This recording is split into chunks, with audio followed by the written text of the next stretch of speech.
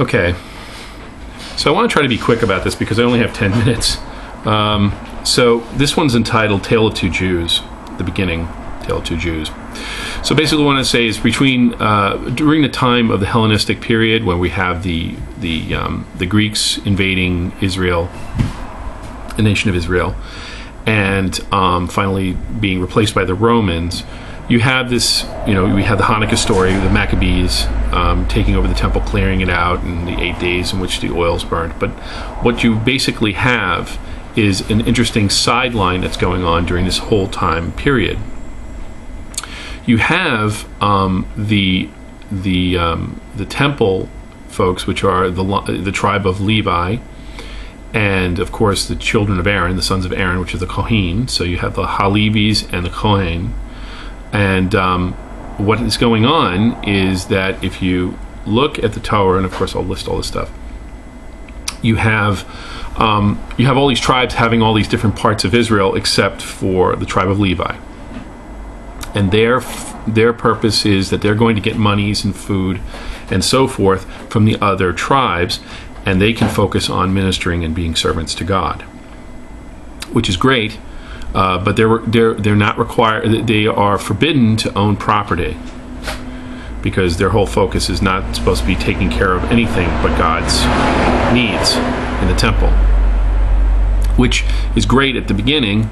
But later on, you find out that when the invading forces, such as the Greeks and then the Romans, the group which becomes known as the Sadducees, placate to the invading force, and they are given property and money, and in return for that they are cooperating.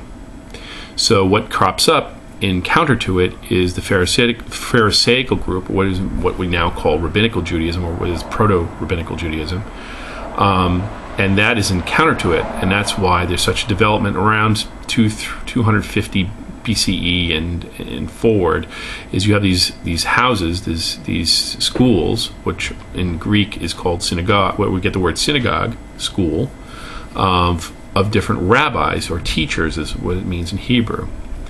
So you have the Rabbinical or the Pharisaical groups developing, and even though people are going to the temple and giving sacrifices and showing up during the high holidays such as Yom Kippur and Rosh Hashanah and Passover and so forth, and giving what they need to give to become Nazirite vows and whatever other requirements, though the position of law and civil justice is given to the Sanhedrin, which is comprised primarily of Levites and priests and Kohens, the population is weary of them because of their collusion with the invading force. So what you have is you have the Sadducees. There are three groups. I know there's the Essenes, and we'll get to that really quickly. But you have primarily two groups. You have, and I'm only talking about inside the land of Israel. Outside the land of Israel, in the diaspora, people are living and they're going to synagogues because that's the only safe place they can get together and practice Judaism outside the land of Israel. But inside the land of Israel, you really have these forces, not unlike you have in Iraq with the Shiite. Well, that's a bad example, but anyway, but you basically have a group of people who are primarily are the ones that give down civil decisions such as lawsuits and court things, which would be the Sanhedrin, and the Temple Mount, which is you're paying the temple money and giving them food through the sacrificial system to support them. And they are friendly. They're cuddling up to the Romans and the Greeks, which are pagan.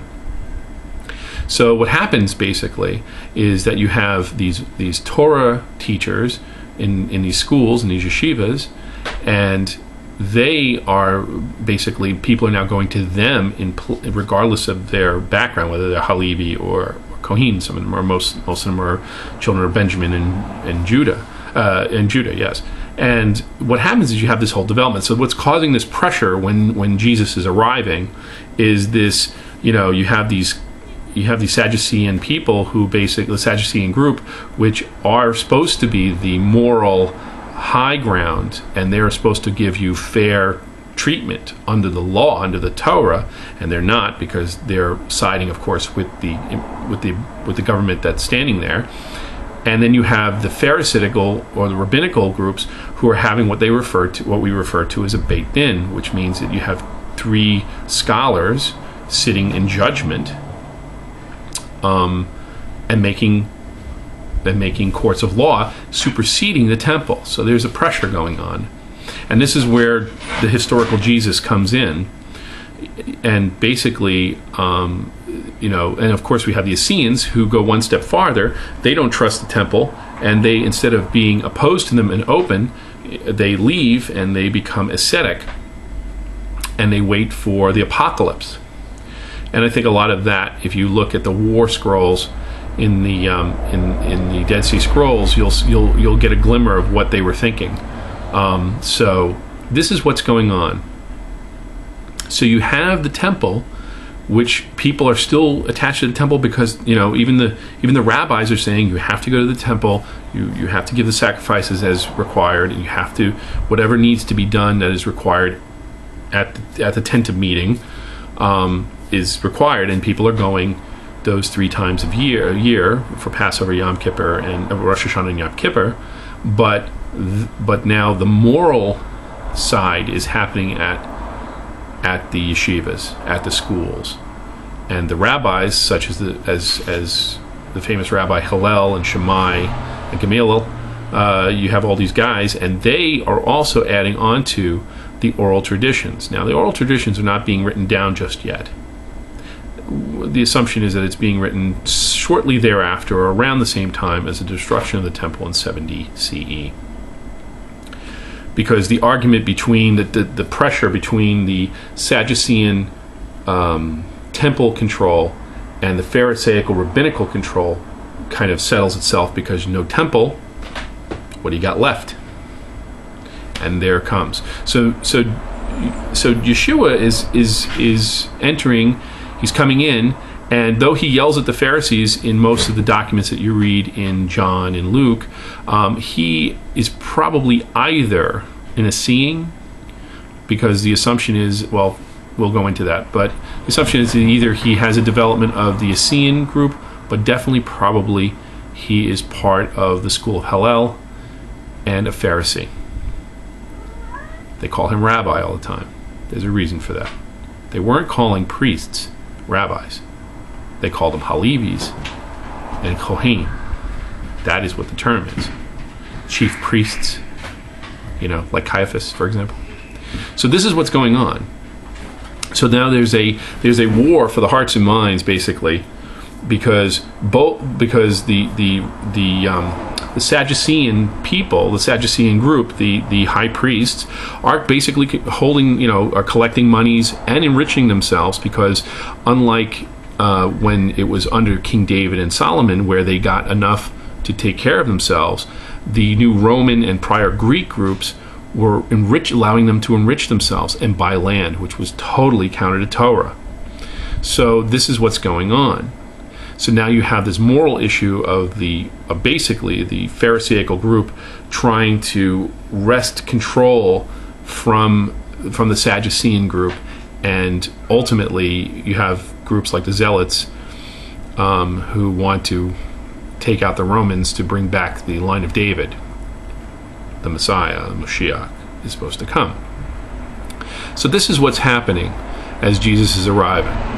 And is still happening after Jesus is hung on a cross, dies, and for those of you who believe, is resurrected and goes to heaven. When he gets ascended into heaven, if you look at the documents such as Josephus, Philo, even you're looking at the Dead Sea Scrolls and stuff is still being written 30, 40, 50 years after, 30, 40 years after Jesus' ascension, basically. And what you also notice is around the same time, James and the Council of Jerusalem, which I like to refer to it as not the church, it's the Council of Jerusalem, are operating and acting like a school, like a synagogue, and are still going to the temple and still giving alms to the Sadducees. So it's still going on until approximately 70 AD. All right, next one.